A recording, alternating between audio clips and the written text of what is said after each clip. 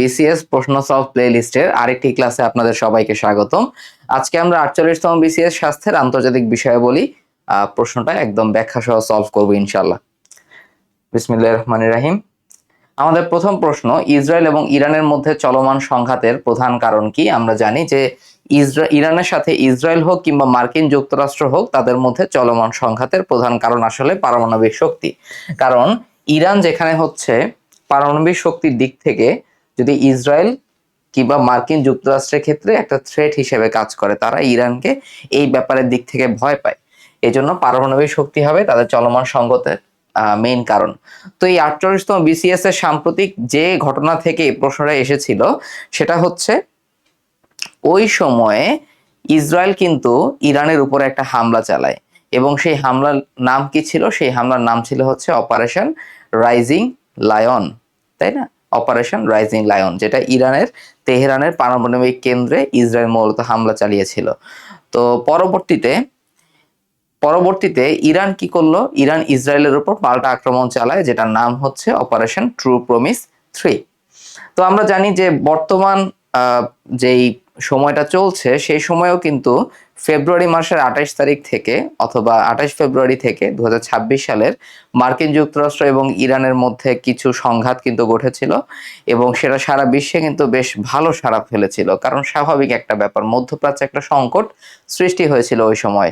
যদিও বর্তমানে দুইটি দেশ মৌ স্বাক্ষর করেছে, তার মানে কি মেমোরান্ডাম অফ আন্ডারস্ট্যান্ডিং বা সমঝোতা স্মারক স্বাক্ষর করেছে, তারপরও সেই সমঝোতা স্মারকের কার্যকারিতা নিয়েও কিন্তু বর্তমানে প্রশ্ন উঠছে, এবং সেটা কতটুকু মাত্রায় তাদের সংঘাতকে আসলে নিরসন করতে পারে সেটা নিয়েও বেশ আলোচনা চলছে।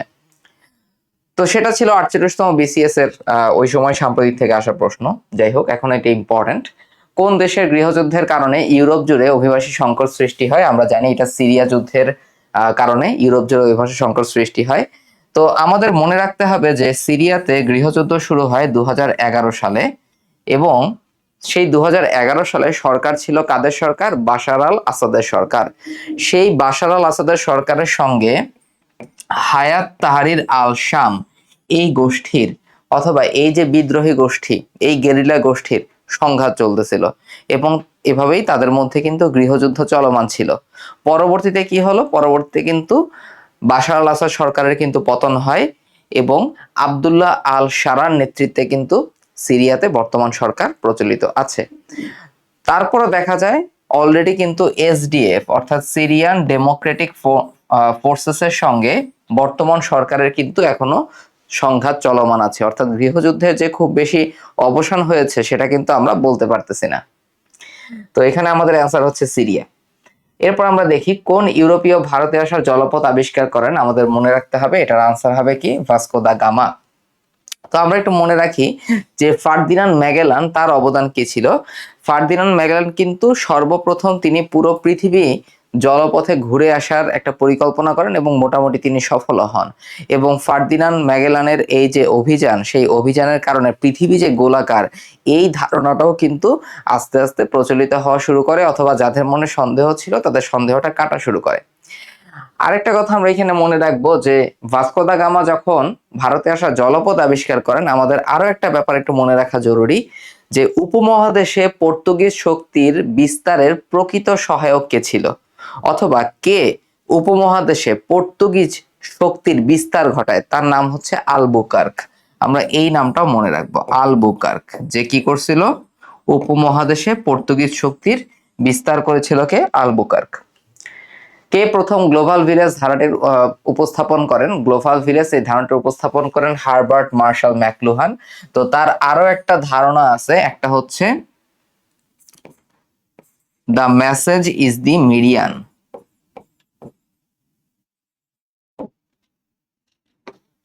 তার আরো একটা ধারণা কি?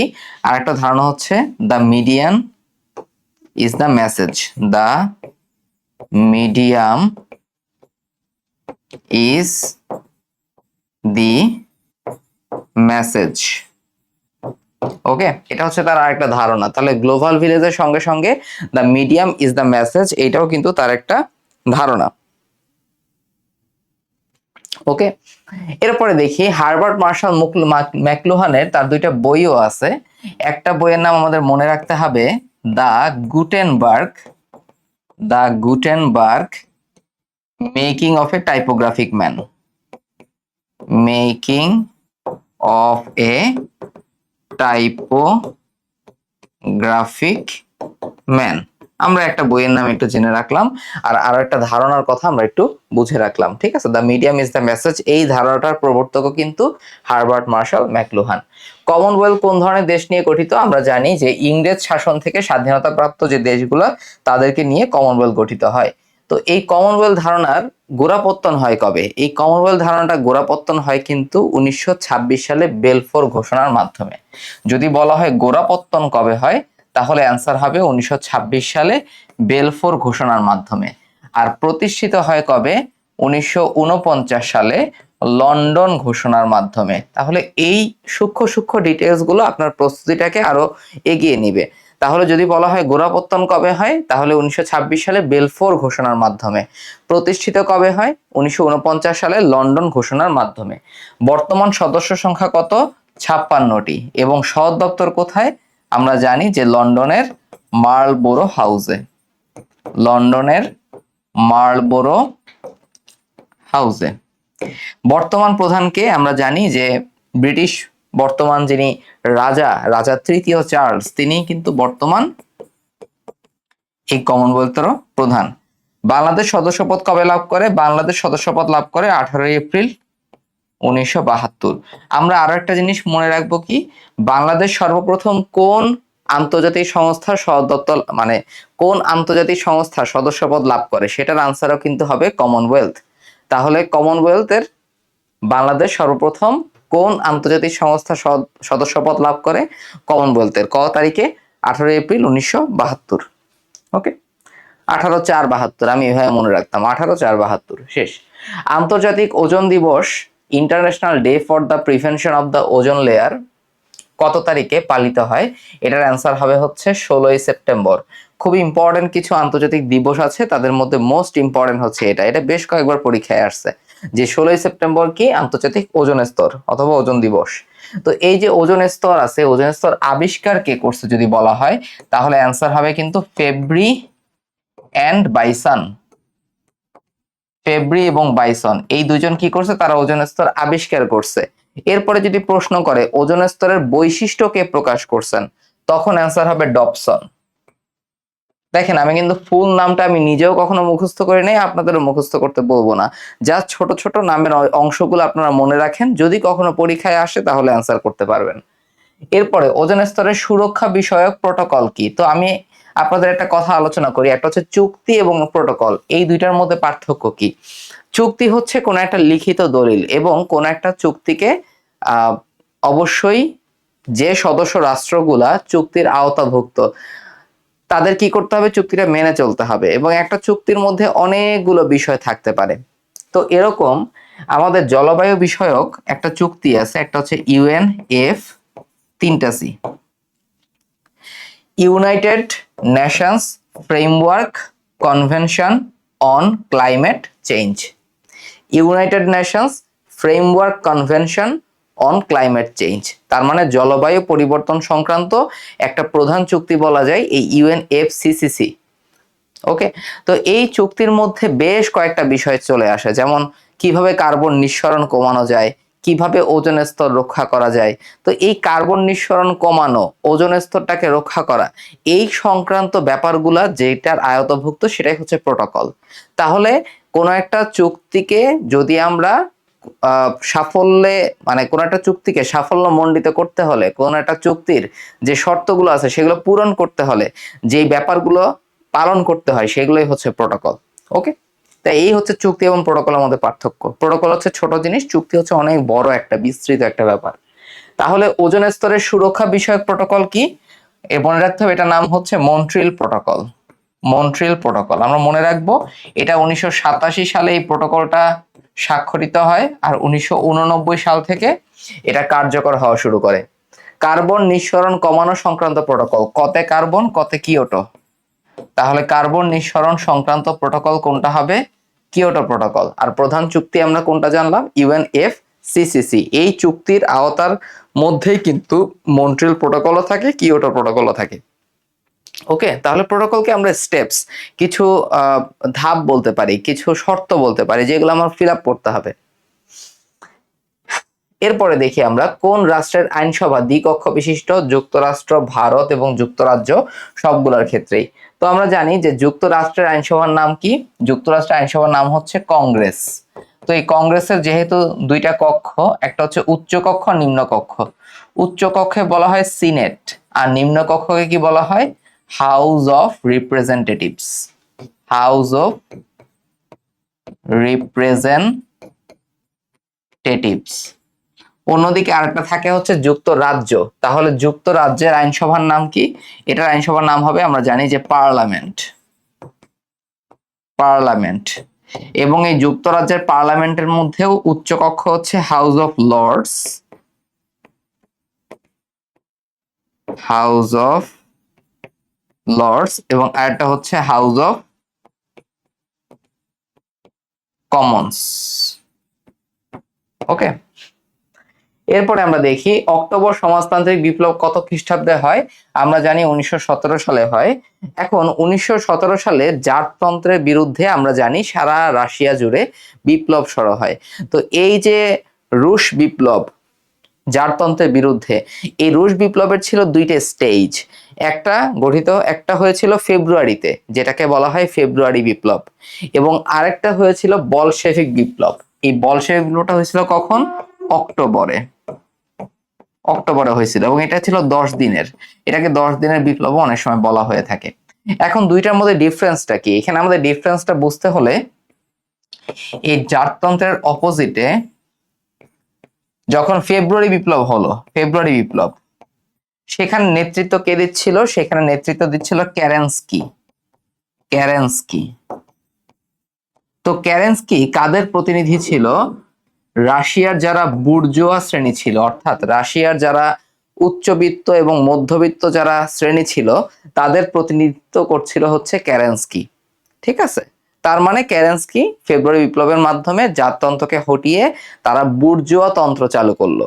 অর্থাৎ মধ্যবিত্ত শ্রেণী বা উচ্চবিত্ত শ্রেণী, যাদের হাতে কি আছে, যাদের হাতে হচ্ছে কিছুটা পুঁজি আছে, তাদের নেতৃত্ব সে চালু করলো।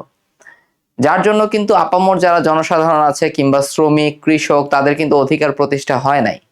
যার জন্য পরবর্তীতে কি হলো? পরবর্তীতে কিন্তু হয় অক্টোবর বিপ্লব। এই অক্টোবর বিপ্লবের নেতৃত্ব ছিল দুইজন। একজন ছিল হচ্ছে লেনিন, আরেকজনের নাম হচ্ছে ট্রটস্কি। তো পরবর্তীতে কি হলো? অক্টোবর বিপ্লবের মাধ্যমে লেনিন এবং ট্রটস্কি তারা এই বিপ্লবের নেতৃত্ব দান করলো, এবং তাদের নেতৃত্বেই কিন্তু আসলে রাশিয়ার সমাজতন্ত্র প্রতিষ্ঠিত হলো। ওকে, এই হচ্ছে আমাদের দুইটা বিপ্লবের ধারা, একটু মনে রাখতে হবে। তো ইউএসএসআর কবে গঠিত হয়? এটা গঠিত হয় কিন্তু 1922 সালে। আমরা একটু জেনে রাখবো যে সোভিয়েত ইউনিয়ন বা ইউএসএসআর এটা কবে গঠিত হয়? এটা গঠিত হয় 1922 সালে। নিচের কোন প্রতিষ্ঠান বাংলাদেশের 21শে ফেব্রুয়ারি শহীদ দিবসকে আন্তর্জাতিক মাতৃভাষা দিবস হিসেবে স্বীকৃতি প্রদান করে? এটার অ্যান্সার হবে হচ্ছে ইউনেস্কো। ওকে, এটা অ্যান্সার কি হবে? এটা হবে হচ্ছে ইউনেস্কো। তো আমরা জানি যে ইউনেস্কো 1999 সালের 17ই নভেম্বর 30তম অধিবেশনে বাংলা ভাষাকে তারা আন্তর্জাতিক মাতৃভাষা দিবস হিসেবে স্বীকৃতি প্রদান করে।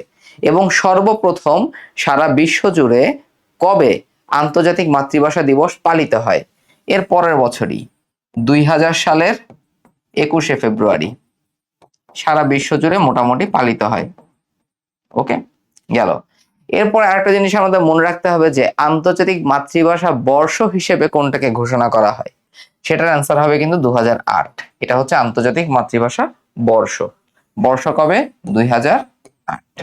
আর প্রথম আন্তর্জাতিক মাতৃভাষা দিবস পালিত হয় কবে? সেটা হবে 2000 সালের 21শে ফেব্রুয়ারি। আচ্ছা, এশীয় দেশসমূহের মধ্যে কোনটি বিশ্বের উন্নত দেশ? এখানে আসলে বোঝানো হয়েছে G7 এর কথা। আমরা জানি যে G7 এর মধ্যে কোনটা কোনটা আছে? প্রথমে থাকবে হচ্ছে ইউএসএ আছে এখানে, সেখানে মোটামুটি কানাডাকে দেখা যায়। তারপর থাকে ইউকে আর হচ্ছে ফ্রান্স, এই দুইটাও একসাথেই থাকে।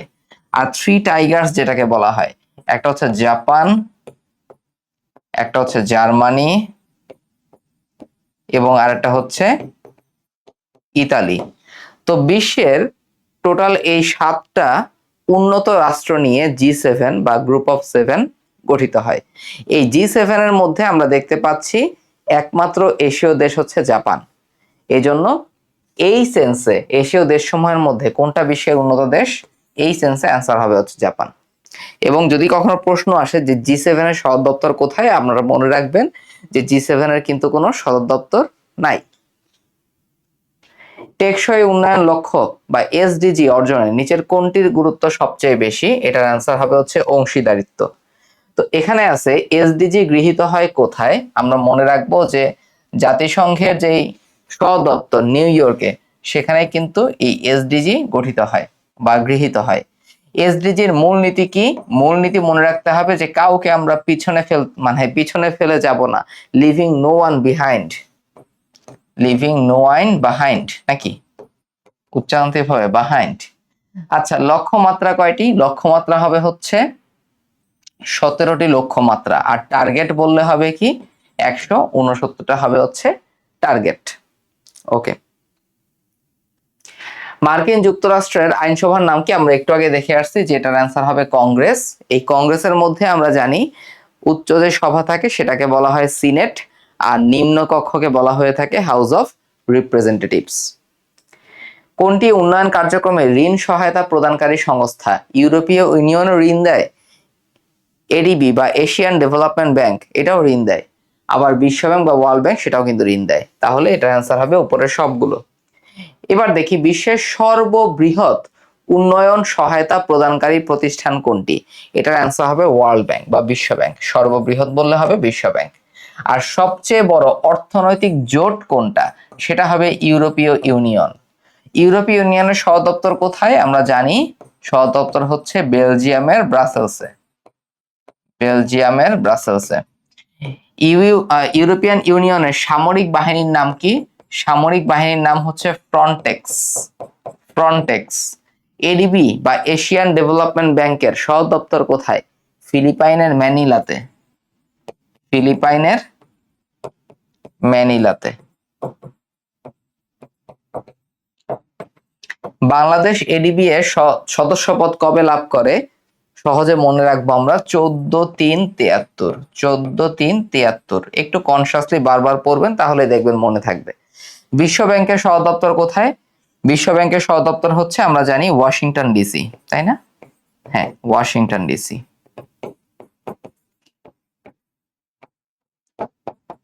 Washington DC. আমরা জানি যে ব্রেটেন উডস চুক্তির মাধ্যমে 2টা প্রতিষ্ঠান জন্ম লাভ করে, একটা হচ্ছে বিশ্ব ব্যাংক এবং আরেকটা হচ্ছে আইএমএফ। সো আইএমএফ এবং ওয়ার্ল্ড ব্যাংক বা বিশ্ব ব্যাংক দুইটারই সদর দপ্তর কোথায়? যুক্তরাষ্ট্রের ওয়াশিংটন ডিসিতে। তো এই ওয়ার্ল্ড ব্যাংকের মধ্যে কয়েকটা শাখা আছে, কোন শাখাটা আসলে ঋণ সহায়তা প্রদান করে থাকে? আমরা মনে রাখবো আইবিআরডি। ওকে, কোন সংস্থাটা মূলত ঋণ প্রদান করে থাকে? আইবিআরডি। একটু মনে রাখবো, এটাকে বলা হয় soft loan window, soft loan window. চীনের ওয়ান বেল্ট ওয়ান রোড প্রকল্প কোন দেশসমূহের মধ্যে বা কোন অঞ্চলের দেশসমূহের মধ্যে সংযোগ বৃদ্ধি করবে? এটার অ্যান্সার হবে এশিয়া, ইউরোপ, আফ্রিকা। একটু মনে রাখবেন, এশিয়া, ইউরোপ এবং আফ্রিকা। আমি একটা ম্যাপ এখানে রাখছি, আপনারা দেখতে পাচ্ছেন। তো এই ম্যাপের মধ্যে দেখবেন এই যে বিআরআই প্রকল্প, সেই বিআরআই প্রকল্পের মধ্যে 2টা শাখা আছে। একটা শাখা হচ্ছে স্থলপথে এবং আরেকটা শাখা হচ্ছে সমুদ্রপথে। তো স্থলপথে যেই শাখাটা আছে সেটাকে বলা হয় silk road economic belt. Road মানে স্থলপথ, তাই না? তো এই শাখাটা কিন্তু দেখেন চায়না থেকে শুরু হয়ে রাশিয়া হয়ে ইউরোপ পর্যন্ত বিস্তৃত হয়েছে।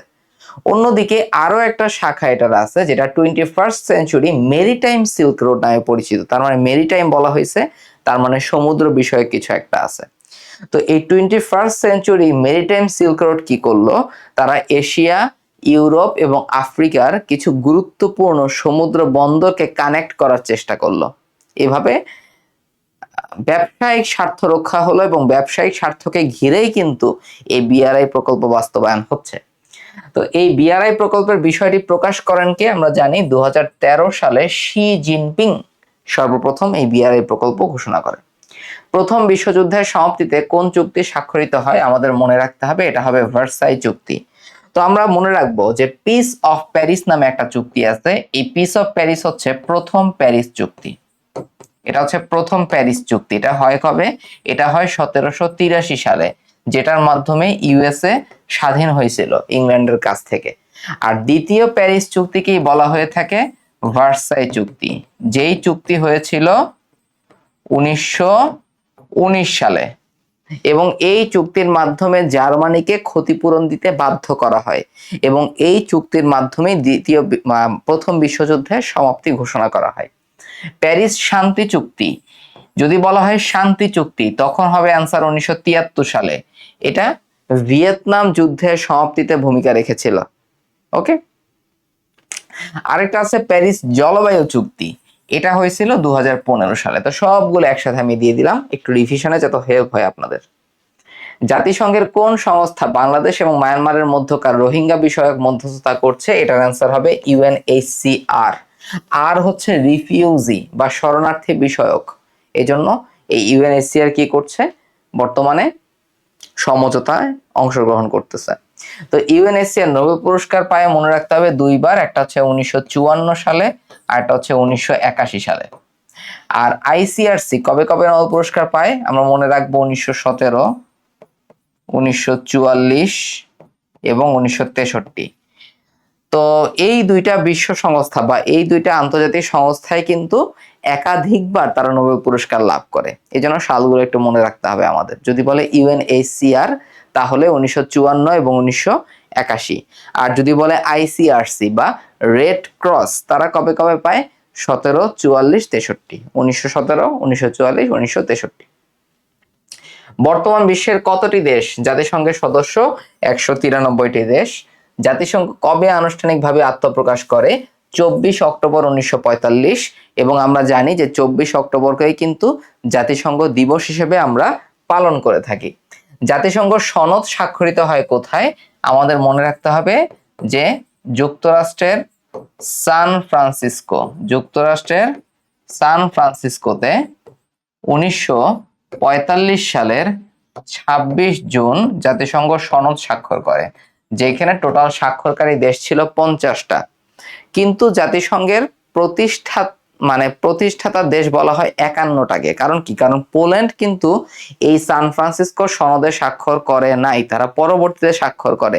তারপরও তাদেরকে প্রতিষ্ঠাতা দেশ হিসেবে গণ্য করা হয়। তাহলে যদি প্রশ্ন করা হয় সান ফ্রান্সিসকো সনদে স্বাক্ষরকারী দেশের সংখ্যা কয়টা? 50টা। আর জাতিসংঘের প্রতিষ্ঠাতা দেশ কয়টা আছে? ওকে, তখন অ্যান্সার হবে হচ্ছে 51টা, পোল্যান্ড সহ। আর জাতিসংঘ দিবস কবে? 24 অক্টোবর, আমরা পড়ে আসছি অলরেডি। সাফটা চুক্তি কত সালে সম্পাদিত হয়? 2004 সালে। আমরা জানি south Asian free trade area, okay, মুক্ত বাণিজ্য অঞ্চল, ফ্রি ট্রেড এরিয়া। তো এই সাফটা কোথায় স্বাক্ষরিত হয়? আমরা মনে রাখবো যে পাকিস্তানের ইসলামাবাদে এই সাফটা চুক্তি স্বাক্ষরিত হয় 2004 সালে। কিন্তু যদি বলা হয় কার্যকর কবে হয়, তখন অ্যান্সার হবে কিন্তু 2006। ওকে, তখন অ্যান্সার কি হবে? এটা হচ্ছে 2006। কোন ঘটনার কারণে ধরিত্রী দিবসের সূচনা হয়? ব্যাপক তেল নিঃসরণ। এটা একটা অ্যাটিপিক্যাল প্রশ্ন ছিল এবং খুবই অনেকের কাছে কঠিন লাগছে, কঠিন লাগার মতোই একটা প্রশ্ন। কোন ঘটনার কারণে ধরিত্রী দিবস সূচনা হয়? ব্যাপক তেল নিঃসরণের জন্য। এই ঘটনাটা ঘটেছিল 1969 সালে। ক্যালিফোর্নিয়ার সান্তা বারবারা উপকূলে একটা তেল নিঃসরণের ঘটনা ঘটে এবং যার জন্য প্রায় 2 থেকে 3 মিলিয়ন গ্যারেল তেল কি হলো 2 থেকে 3 মিলিয়ন ব্যারেল তেল কি হলো? সমুদ্রে নিঃসরণ হলো। পরবর্তীতে মানুষের টনক নড়ে, জলবায়ু পরিবর্তন কিংবা এই ব্যাপারগুলোতে আরো বেশি কনসাস থাকতে হবে, আরো সতর্ক হতে হবে, সতর্কতামূলক কার্যক্রম গ্রহণ করতে হবে এবং পরবর্তীতে সেখান থেকে ধরিত্রী দিবস হিসেবে আমরা পালন করে থাকি। ঠিক আছে, তাহলে এই ছিল আমাদের 48তম বিসিএস এর স্বাস্থ্যের আন্তর্জাতিক বিষয়াবলীর কিছু প্রশ্নগুলো। তো ভালো করে পড়াশোনা করুন। ক্লাসটি কেমন লাগলো অবশ্যই কমেন্ট সেকশনে জানাবেন। ভালো থাকুন সবাই, সুস্থ থাকুন। আল্লাহ হাফেজ। আসসালামু আলাইকুম।